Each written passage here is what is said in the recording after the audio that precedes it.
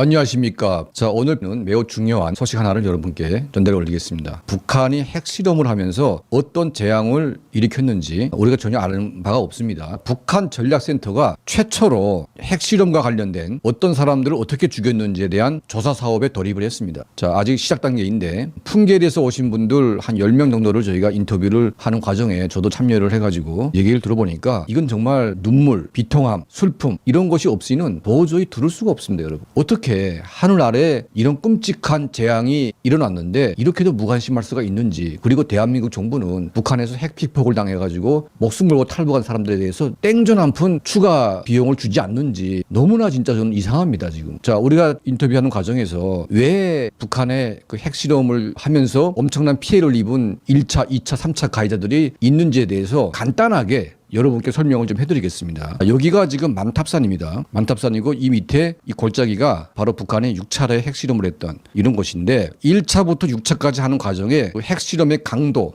킬로톤이 거의 10배 이상 증가를 합니다. 처음에는 잘 몰랐는데 점점 갈수록 엄청난 폭발과 함께 진동이 감지가 됐고 어마어마한 방사능이 누출이 될 수밖에 없는 거죠. 자, 저희가 조사하고자 하는 이 목적은 뭐냐면 이곳에서 지하 갱도 작업을 한 사람들이 누구냐 이걸 규명하는 겁니다. 첫 번째.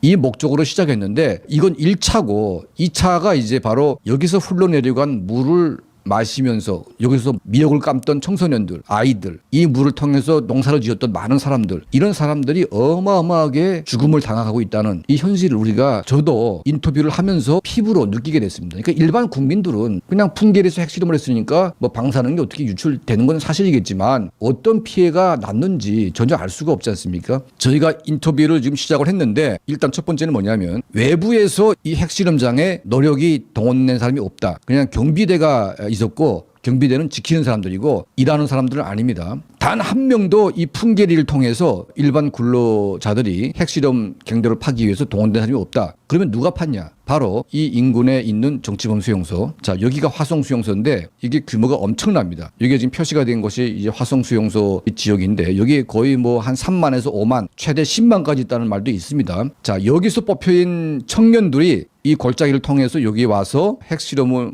위한 지하 갱도를 팠다는 겁니다. 94년도에 망명한 안명철 대표가 처음으로 이 만탑산에 정치범 3,000명이 이동해서 갱도 공사를 시작했다. 그런데 단 한 명도 돌아온 적이 없다. 그러니까 92년도에 1차로 간 얘기입니다. 자, 그때는 핵실험을 안 했기 때문에 방사능 오염 없이 그냥 그 일을 했는데 노동 강도 때문에 죽었는지 아니면 비밀 보장 때문에 죽었는지 모르겠지만 단 한 명도 살려 보내지 않았다는 겁니다. 그러니까 핵실험을 하고 계속 죽을 때까지 일을 시켰다는 얘기인데 1차 핵실험 때부터는 여기가 방사능이 오염됐기 때문에 피폭이 바로 됩니다. 그러면 노동력이 상실됩니다. 1차가 3,000명이라면 2차부터는 5,000명, 6,000명, 10,000명까지 배가 될 수 있는데 아무리 적게 잡아도 1차 핵실험을 할 때마다 동원된 인력을 우리가 추산해 보게 되면 최소한 5만 명 이상이 동원돼서 방사능에 번복이 됐고 다 비참한 죽음을 맞이했다고 저는 보고 있는데, 그래서 1차로 피해를 본 사람들이 바로 정치범 수용소의 수감자들이다. 이걸 저희가 규명을 하려고 합니다. 여기서 생존한 사람은 단 한 명도 없습니다. 하지만 여기에서 경비를 선 사람들, 그리고 이 풍계리에서 경비대와 교류했던 사람들, 그리고 이 지역에 살았던 사람들 우리가 100명 이상을 인터뷰를 하게 되면 누가 여기서 일을 했는지를 규명할 수가 있는 거죠. 이게 1차 피해자입니다. 자, 두 번째는 뭐냐면 이게 풍계리에서 핵실험을 하고 나서 여기가 골짜기가 있는데 여기에 물이 있습니다. 물이 흐릅니다. 자, 이 물이 방사능이 범벅이 된 물입니다. 10년 이상 핵실험을 하면서 10 몇 년 동안 방사능이 쭉 흐르는데, 자, 원래는 이 골짜기 물이 7수 이상이라서 산천어가 살았다고 합니다. 산천어가 많아가지고 길주 시민들이 여기서 잡은 산천어를 갖다가 팔고 생계를 유지했던 그런 분들이 많다고 하는데 핵실험 이후에 산천어가 완전히 멸종됐다고 합니다. 더 이상 산천어가 한 마리도 없다. 두 번째, 이 골짜기 뭐 뱀거리라고 할 정도로 어마어마하게 뱀이 많았다고 합니다. 핵실험 이후에 뱀이 단 한 마리도 안 나왔다고 합니다. 그러니까 산천어가 사라지고 뱀이 사라진 것은 방사능 때문에 멸종인 거죠. 이런 동물들이 멸종할 정도면 사람은 무사하겠습니까? 그래서 이 물이 내려오는 바로 이 골짜기들 쭉 내려보다 보게 되면 여기가 풍계리라고 하는 마을입니다. 풍계리가 1차 타격을 받았겠죠. 여기에는 100가구 이상 살고 있는 것으로 보이는데 이 풍계리 마을은 거의 사망자가 반 이상 나왔다고 합니다. 이 물이 쭉 내려가서 마을들이 있죠. 다 강 주변에 마을이 있습니다.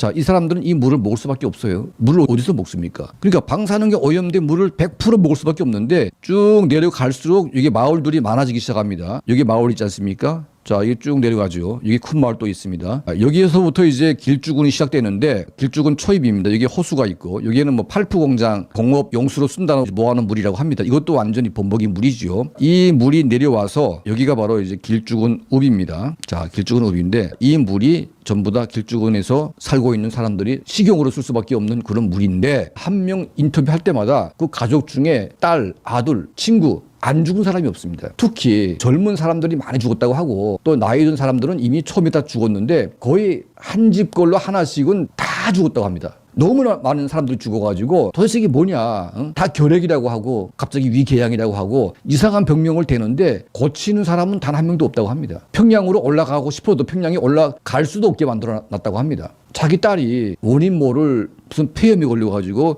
병원에 갔는데 1년 만에 사망을 했다고 합니다. 인터뷰하신 분 중에 인터뷰한 그 여성분도요. 얼굴이 시누렇게 떴습니다. 이미 문재인 정권 때 방사능 피폭을 검사를 해보니까 후쿠시마 때보다 더 많은 피폭량이 나왔다고 합니다. 그러니까 어마어마하게 피폭이 됐다는 얘기죠. 그럴 수밖에 없습니다.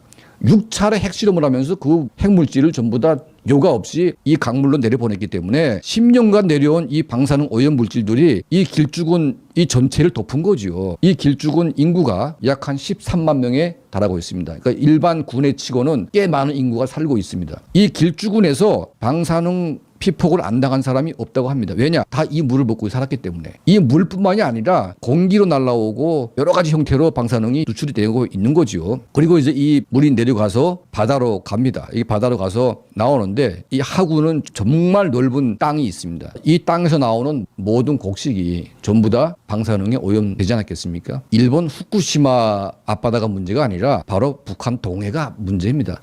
그리고 이 동해의 방사능 물질이 대한민국으로 흘러 들어올 가능성은 매우 높은 거죠. 우리가 모르고 사는 겁니다. 모르고. 이미 희석이 돼가지고 잘 모르겠죠. 바다는 희석이 되지만 이 강으로 흘러오는 방사능 물질은 산에 계속 남아있기 때문에 계속 내려오는 겁니다. 그런데 김정은 정권은 핵실험을 할 때마다 이 주민들에게 대피하라 이런 말을 한 적도 없고요. 이 물을 먹으면 안 된다고 당연히 공지해야 되는데 그 물을 먹지 말라고 한 적이 없다고 합니다. 그러니까 사람들은 모르는 거죠. 이 순박한 북한의 인민들이 그 방사능에 오염된 그 범벅인 물을 마시고 씻고 음식하고 이거 정말 말이 되는 얘기입니까, 여러분? 저는 이게 아직 인터뷰 초기 단계이긴 하지만 이 김정은 이놈이 자행한 이 범죄 행위는 이걸 어떻게 우리가 용서를 해야 됩니까? 이 길쭉 사람들은 그냥 뭐 일부에 불과하죠. 물론 다른 지역도 다 피해를 받겠지만 이 길쭉은 전체는 완전히 핵에 의한 재앙 지역이 됐고 이 지역 사람들은 살아있어도 산 게 아닙니다. 다 몸이 아프고 다 몸이 그냥 이상해지고 기형아 나오고 다 죽어가고 있습니다. 지금. 이름에도 불구하고 더불어민주당의 국회의원들은 일본 후쿠시마 원전에 달려가가지고 거기에 관심을 가지고 있지 않습니까? 후쿠시마가 문제가 아니라 바로 풍계리가 문제입니다. 풍계리가. 자, 우리 평양 24시 또 북한 전략센터는 이번에 조사 사업을 시작해서 1차로 집단 학살, 그러니까 정치범 수만 명을 동원해가지고 핵실험장으로 몰고 가서 거기서 이제 떼죽음 시킨 이거는 완벽한 반인륜 범죄 집단 학살입니다. 이걸로 김정은을 ICC에다 해부해서 반인륜 범죄자로 처벌하도록 조치를 취할 것이고 2차는 뭐냐면 정치범뿐만이 아니라 길주에 거주하고 있는 전체 인민이 2차 학살입니다. 2차 학살. 총으로 쏴 죽인 학살이 아니라 히로시마 나가사키에 핵폭탄이 떨어지게 되면 1차로 얻어맞는 사람이 있고 2차, 3차 낙진에 의해서 많은 분들이 계속 죽어나가고 있는 겁니다. 이게 똑같은 거예요, 지금. 핵실험 폭발이 이게 핵폭탄하고 똑같은 겁니다. 이 핵실험 폭발에 의해서 오염된 그 덩어리가 전부 다 길쭉군에 집중이 됐습니다. 물론 다른 지역도 갔겠지만 길쭉군은 바로 골짜기 물이 내려오는 그 물을 마시고 사는 사람들이기 때문에 어마어마한 피해를 본 겁니다. 이거를 우리가 밝히려고 합니다. 우리 이제 구독자님들 북한 전략센터 이 프로젝트에 관심을 가지고 도움을 주실 분들 좀 도움을 주십시오. 우리가 길주에서 오신 분들 너무나 불쌍해가지고 좀 경제적인 지원도 하고 싶습니다. 여러분과 함께 이 김정은 정권의 만행을 우리가 샅샅이 파헤쳐가지고 김정은을 반드시 반인륜 범죄자로 국제재판소에 회부를 해야 된다 이렇게 보고 있습니다. 자, 우리가 인터뷰를 하면서 추가 정보가 나오게 되면 또다시 저희가 방송을 통해서 여러분께 말씀에 올리겠습니다. 자, 오늘은 풍계리 지역을 우리가 다시 한번 되새기면서 이 김정은 정권의 만행이 정말 얼마나 끔찍한지 다시 한번 상기를 시켜드립니다.